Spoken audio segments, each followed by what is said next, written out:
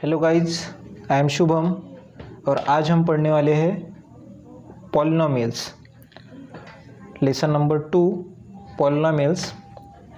So lesson start करने से पहले लास्ट ईयर मतलब क्लास 9th में हमने पॉलिनोमियल्स लेसन में क्या पढ़ा था उसको थोड़ा रिवाइज करेंगे। So you have studied polynomials in one variable and their degrees in class 9th। So polynomials in one variables क्या होता है? तो ऐसे पॉलिनोमियल्स जिनमें सिर्फ वेरिएबल सिंगल वेरिएबल है, दैट इज जैसा x + 3 एक पॉलिनोमियल है जिसमें सिर्फ सिंगल वेरिएबल यूज हुआ है x² + ट्वाइस x + 5 एक पॉलिनोमियल हो गया सिंगल वेरिएबल का। 4x³ + 3x + 7 ये भी पॉलिनोमियल है, बट यहाँ पे सिंगल ही वेरिएबल यूज हुआ है x, that is called polynomials in one variable. और इनके हमने डिग्रीज भी देखे थे। वैसे पॉलिनोमियल्स इन 2 वेरिएबल भी होते हैं, 3 वेरिएबल भी होते हैं। जितने आप वेरिएबल चाहे उतने यूज़ कर सकते हैं, तो फिर जितने वेरिएशंस जितने वेरिएबल यूज़ हुए उतने आपको वैसे उसका नाम रखना पड़ेगा। जैसे 3x + 4y ऐसा अगर हमने लिया वेरिएबल पॉलिनोमियल, तो इसको बोलेंगे पॉलिनोमियल इन 2 वेरिएबल। बट इसको हमें पढ़ना नहीं है, हमें पढ़ना है सिर्फ पॉलिनोमियल इन 1 वेरिएबल जो हमने लास्ट ईयर पढ़ा था और इसकी डिग्रीज पढ़े थे। तो डिग्री मतलब क्या होता है? कोई भी पॉलिनोमियल की डिग्री मतलब क्या होता है? Recall that if p of x is the polynomial in x। p of x मतलब पॉलिनोमियल इन वेरिएबल x।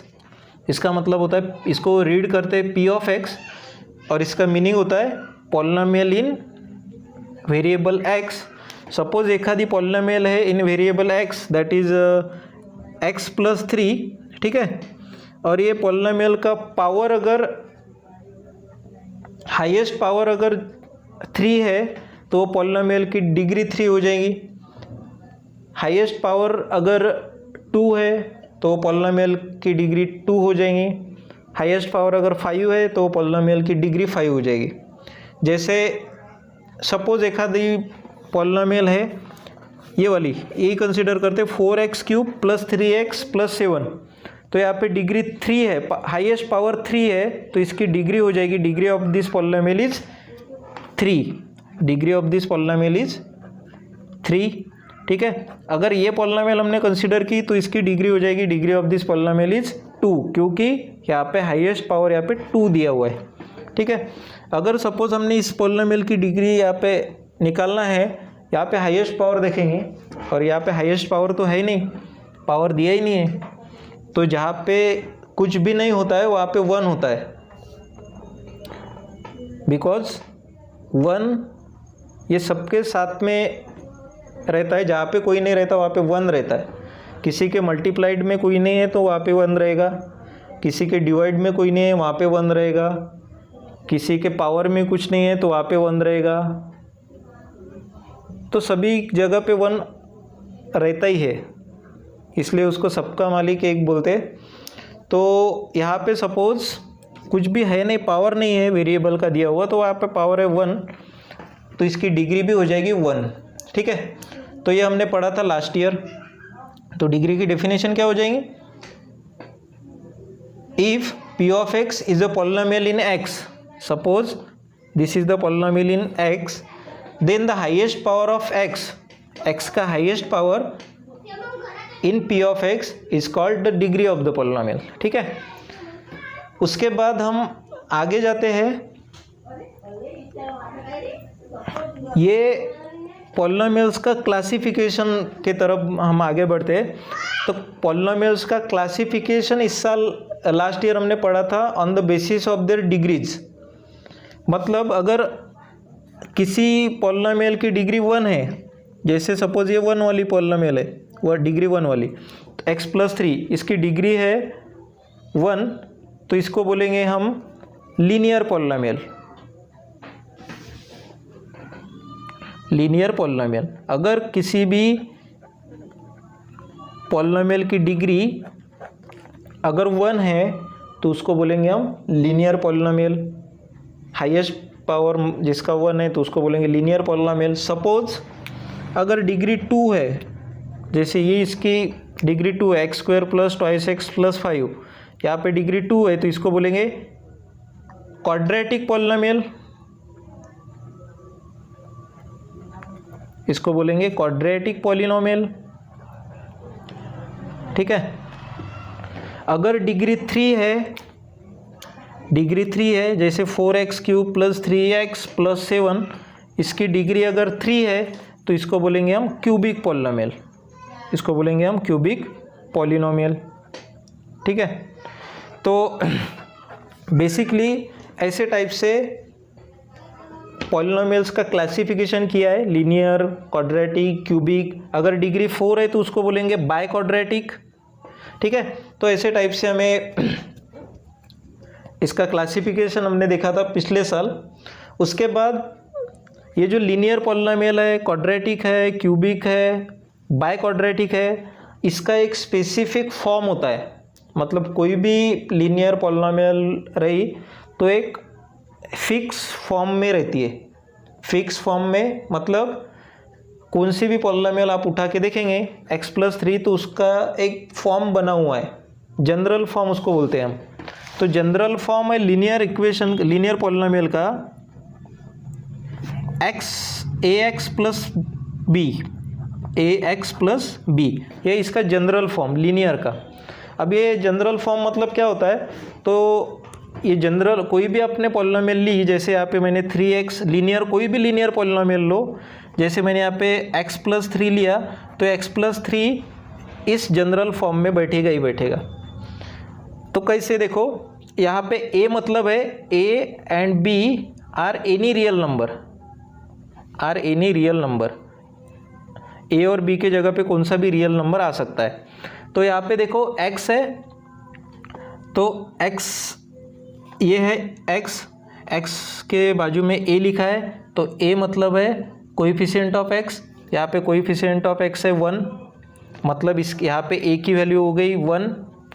उसके बाद x तो एज इट इज़ ही है, प्लस b है तो यहाँ पे भी प्लस कुछ उसके सामने लिखा हुआ है, b इज इक्वल टू हो गया यहाँ पे 3, ठीक है। तो यहाँ पे हम इसको ax प्लस b मतलब 1x प्लस 3 ऐसे लिख सकते, ठीक है। तो ये जनरल फॉर्म में फिट हो गया। कौन सा भी पॉलिनोमियल, लीनियर पॉलिनोमियल लो आप वहीं पे फिट ही होगा। जैसे मैंने सपोज यहाँ पे 5x लिखा तो आप बोलेंगे सर यहाँ पे 5x तो है, ठीक है, मतलब a की वैल्यू तो है हमारे पास 5, x भी है लेकिन b का है तो यहाँ पे b ले सकते हैं हम 0, कुछ भी ऐड में नहीं है तो यहाँ पे b इज इक्वल टू 0, और 0 की कोई वैल्यू नहीं होती इसलिए हम उसको लिखते नहीं। तो यहाँ पे 5x प्लस 0 ऐसे लिखा हमने तो ये ax प्लस b के फॉर्म में फिट हो गया, ठीक है। तो कौन सा भी general form polynomial, general form में आप कौन सा भी पॉलिनोमियल फिट कर सकते। वैसे ही क्वाड्रेटिक का जनरल फॉर्म है। अब क्वाड्रेटिक है तो क्वाड्रेटिक का जनरल फॉर्म में उसकी डिग्री 2 रहेगी, ठीक है। तो मैं ऐसे लिखता ax², यहाँ पे a क्या है, अब a is the coefficient of x² plus bx plus c, ठीक है। ax² plus bx plus c, तो ये है general form of quadratic polynomial. यहाँ पे कौन सी भी क्वाड्रेटिक पॉलिनोमियल ले सकते हैं आप, x² plus twice x plus 5 मैंने लिया तो यहाँ पे a इज इक्वल टू 1 है, b इज इक्वल टू 2 है और c इज इक्वल टू 5 है। इन केस मैंने बीच में की एक आधी टर्म स्किप कर दी, सपोज x² प्लस 3 ये भी लिया हमने तो ये भी क्वाड्रेटिक पॉलिनोमियल ही है, लेकिन फिर भी यहाँ पे ये जनरल फॉर्म में फिट होती है। x² प्लस 0x प्लस 3 अगर हमने लिखा तो ये वाली जनरल फॉर्म में ये फिट होती है। वैसे ही क्वाड्रेटिक क्यूबिक पॉलिनोमियल है, a x cube plus b x square plus c x plus d. यहाँ पे a b c and d are any real numbers and a is the coefficient of x cube, b is the coefficient of x square and c is the coefficient of x and d will be constant.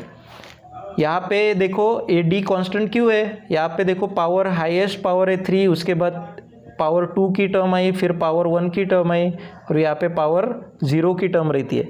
और कोई भी number का, कोई भी variable का, कोई भी number का पावर अगर 0 रहा तो उसकी वैल्यू आती है 1 ऑलवेज. कोई भी नंबर का पावर अगर 0 रहा, सपोज़ मैंने 100 का पावर 0 इसकी वैल्यू निकाली, इसकी वैल्यू 1 ही आएगी. 5 का पावर 0 लिया तो भी वैल्यू 1 आएगी. x का पावर 0 लिया तब भी वैल्यू 1 ही आएगी. तो d into x raise to the power 0 मतलब 1, तो d into 1 is equal to यहाँ पे d लिखा जाता है, इसलिए वो लास्ट की टर्म ऑलवेज कांस्टेंट रहती है. तो क्यूबिक पॉलिनोमियल भी, कोई भी क्यूबिक पॉलिनोमियल आप यहाँ पे लेकर आप इस फॉर्म में फिक्स कर सकते हैं. जैसे यहाँ पे 4x क्यूब है प्लस 3x है प्लस 7 है, यहाँ पे स्क्वायर की टर्म नहीं है तो आप 4x cube plus 0x square plus 3x plus 7, यहाँ पे आप अगर ऐसा लिखा तो 0 इंटू एक्स स्क्वायर क्या होता है, 0 ही होता है. तो ऐसे लिख के आप इस जनरल फॉर्म में इसको फिट कर सकते हैं. तो ये जनरल फॉर्म हमें आगे जब लेसन में हम सॉल्व करेंगे तब जाके काम में आता है. ठीक है, तो इसके आगे का नेक्स्ट पार्ट हम अगले वीडियो में देखेंगे. So thank you and have a nice day.